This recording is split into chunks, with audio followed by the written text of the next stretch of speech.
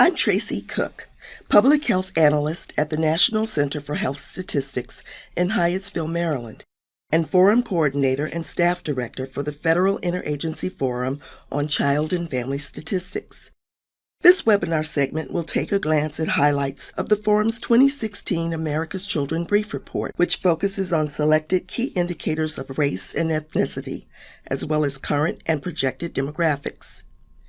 Before turning to data findings, we'll take a look at how collaborative efforts of the Forum have benefited the federal system, and then briefly reflect on the Forum's background, mission, and activities. In a recent memo from the Office of Information and Regulatory Affairs, Administrator Shalansky recognizes the benefits of the interagency forums on child and family statistics and aging-related statistics, and acknowledges these efforts as models for federal collaboration. He notes, "The federal government has substantially improved the collection and dissemination of aging and child-related statistics by adopting a comprehensive, common, federal-wide approach rather than relying on stovepipe releases of information by each office." The Children's Forum was formed in 1994 through the cooperative efforts of 6 agencies in OMB, the Office of Management and Budget, and formally established in 1997 under executive order. Today, we are 23 agencies who work collectively to foster coordination, cooperation, and collaboration among federal agencies that produce or use statistical data related to America's children and families, and to improve consistency in the collection, reporting, and dissemination of these federal data. As a result of these efforts, the Forum's America's Children Report has become a standard-bearer for key indicators of well-being and a comprehensive, easy-to-understand picture of children and families in the U.S. Here you have a quick visual of the departments and agencies of the Forum. The Forum not only produces its flagship America's Children Report, but also engages in activities and produces other special publications. In 2015, the Forum completed a comprehensive review and inventory of early childhood social-emotional measures as part of a multi-year contract. Additionally, participating agencies of the Forum have collaborated to produce special publications, like the one-time Young Adult Special Issue produced in 2014, featuring key indicators on 18 to 24-year-olds in the U.S. All of these deliverables are archived on childstats.gov, the Forum website. Currently, the Forum is planning to add infographics to its slate of deliverables, giving data users yet another way to easily view and interpret data. The Forum alternates its annual release of a full report and brief report. The full report showcases 41 regular indicators in print and online. The brief highlights selected indicators based on Forum consensus.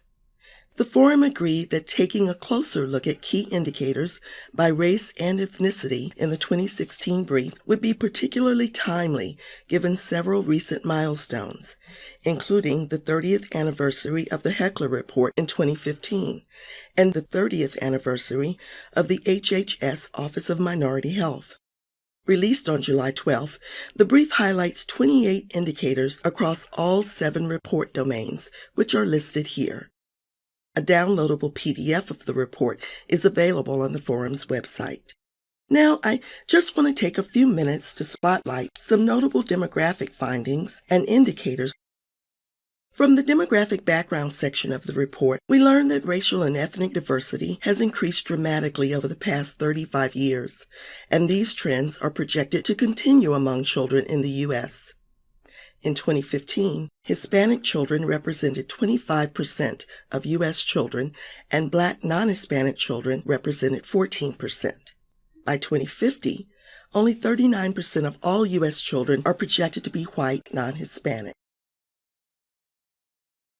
Let's look first at child poverty, as this indicator provides an important backdrop for other indicators in the brief report. Overall, child poverty rates in the U.S. vary considerably by race and Hispanic origin. This pattern is an important one to highlight given the links between poverty and other economic and social outcomes. In 2014, the most recent year of data available at the time of the report, the poverty rate was higher for Black non-Hispanic and Hispanic children than for white non-Hispanic children. Looking next at adolescent births, we note that adolescent birth rate is another important indicator of well-being. Childbirth during adolescence is often accompanied by long-term difficulties for both the mother and child. This includes higher risk of low birth weight and infant mortality, particularly for younger adolescent mothers, and a greater likelihood of growing up in homes with lower levels of emotional support and cognitive stimulation, as well as a lower likelihood of earning a high school diploma. Although adolescent birth rates for all racial and ethnic groups have generally been on a long-term decline for decades, birth rates continue to vary by race and ethnicity. By looking closely at health insurance coverage, we can see that health insurance is a major determinant of access to and utilization of health care.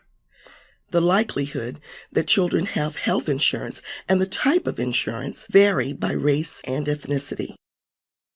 Data here show the decline in the overall percentage of children without health insurance coverage.